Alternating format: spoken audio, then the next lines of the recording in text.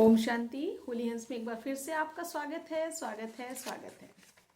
तो आइए आज सुनते हैं बाबा की 3-2-74 की मुरली है। उपराम वृत्ति व ज्वाला के दृढ़ संकल्प से विनाश का कार्य संपन्न करो। तो बाबा बोले, जैसे बाप दादा को साकार, आकार और निराकार अनुभव करते हो, क्या वैसे ही अपने को भी बाप समान साकार होते हुए आकारी व निराकारी सदा अनुभव करते हो। यह अनुभव निरंतर होने से इस साकारी तन और इस पुरानी दुनिया से स्वतः ही उपराम हो जाएंगे। ऐसा अनुभव करेंगे जैसे कि ऊपर ऊपर से साक्षी इस पुरानी दुनिया का खेल सदृश देख रहे हैं। ऐसी पावरफुल शक्तिशाली स्टेज अभी सदा काल की होनी चाहिए। ऐसी स्टेज पर स्थित हुई आत्माओं में देखने से ही क्या दिखाई देंगे? लाइट हाउस और माइट हाउस, पावर हाउस। ऐसी आत्माएं बाप समान विश्व कल्याणकारी कहलाई जाती हैं। जो भी सामने आए हर एक लाइट और माइट की प्राप्ति करती जाए। क्या ऐसे भंडार बने हो? ऐसे महादानी, वरदानी, सर्वगुण संपन्न, सर्वगुण दानी, शक्तियों के दानी, संग से रूहानी रंग लगाने वाले, नजर से निहाल करने वाले, अंधों को तीसरा नेत्र देने वाले, भटकी हुई आत्माओं को मंजिल बतलाने वाले, तड़पती हुई आत्माओं को शीतल, शांत और आनंद मूर्त बनाने वाली आत्माएं बने हो। क्या इस निशाने के नशे में रहते हो? इसको ही बाप समान कहा जाता है। समझा?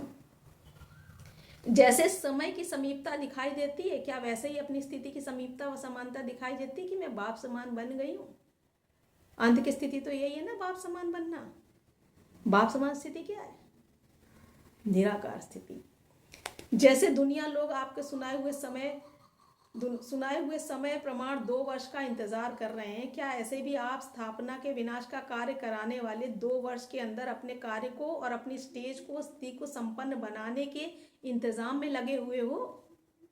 या इंतजाम करने वाले अलबेले और इंतजार करने वाले तेज हैं? आप क्या समझते हो? क्या इंतजाम जोर शोर से कर रही हो, या जैसे दुनियावी लोग कहते हैं कि जो होगा सो देखा जाएगा, ऐसे ही आप इंतजाम करने के निमित्त बनी हुई आत्माएं भी ये तो नहीं सोचती हो कि जो होगा सो देखा जाएगा।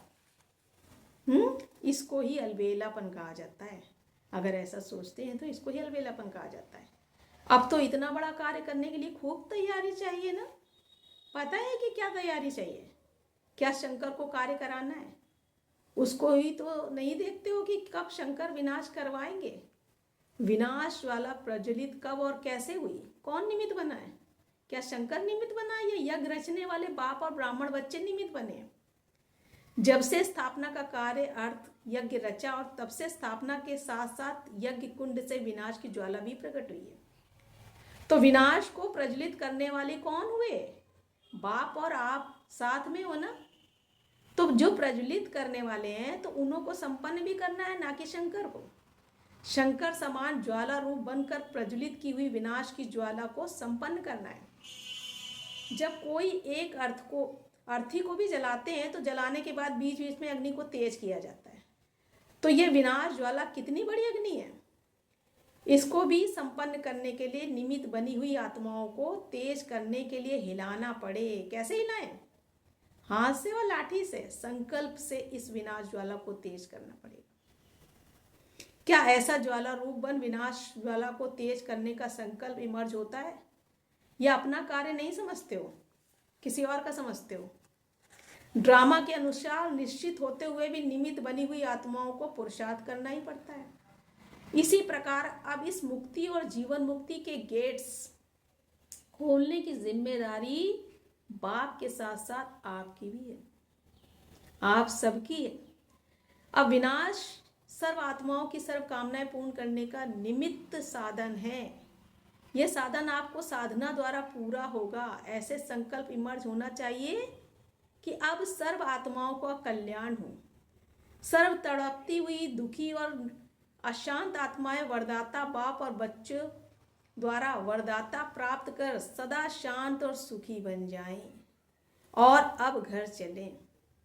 यह स्मृति समय की समीपता प्रमाण तेज होनी चाहिए, क्योंकि इस संकल्प से ही, इस स्मृति से ही विनाश ज्वाला भड़क उठेगी और सर्व का कल्याण होगा।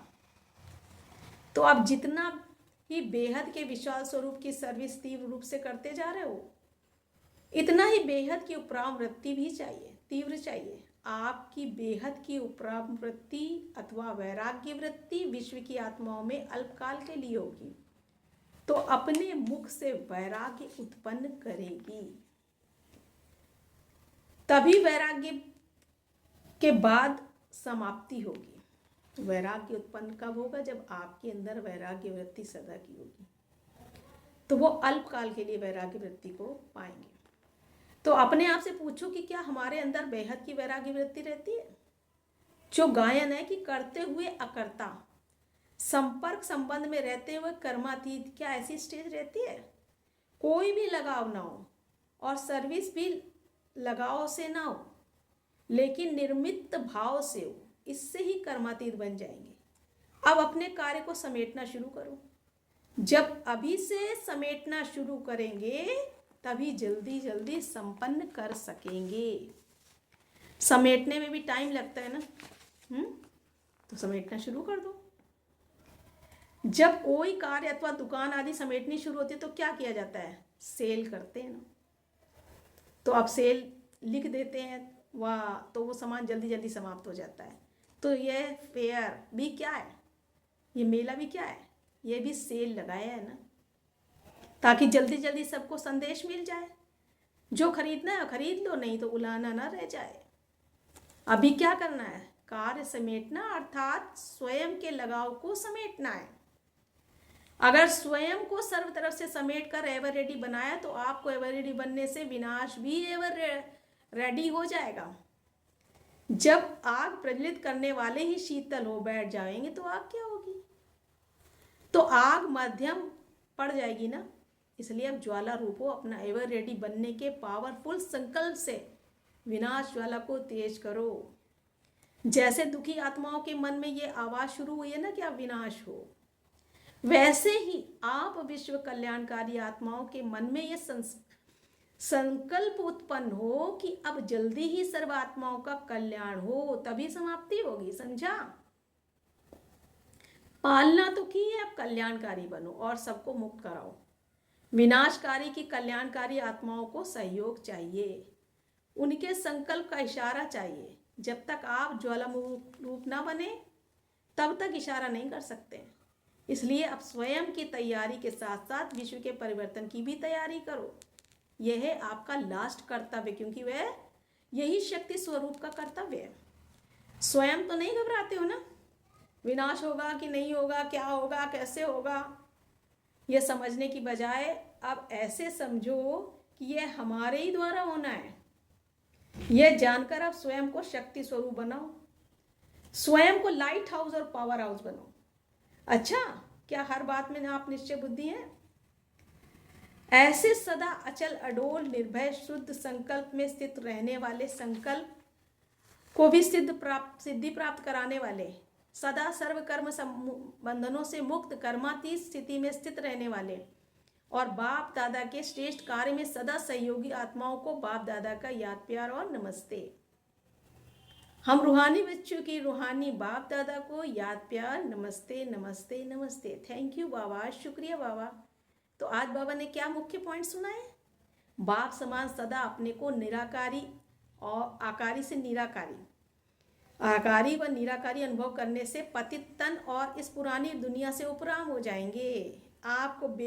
आपकी बेहद की उपराम वृत्ति अर्थात वैराग्य वृत्ति ही विश्व कल्याणकारी आत्माओं में, विश्व की आत्माओं में अल्पकाल के मुख से सुख से वैराग्य उत्पन्न करेगी और वैराग के बाद ही समाप्ति होगी। अब शंकर समान ज्वाला रूप बनकर प्रज्वलित की हुई विनाश की ज्वाला को संपन्न करना है।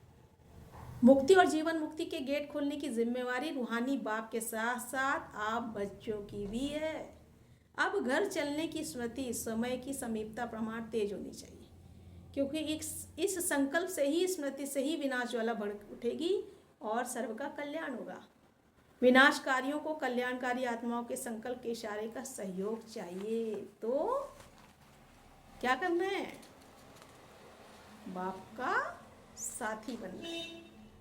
ओके, ओम शांति।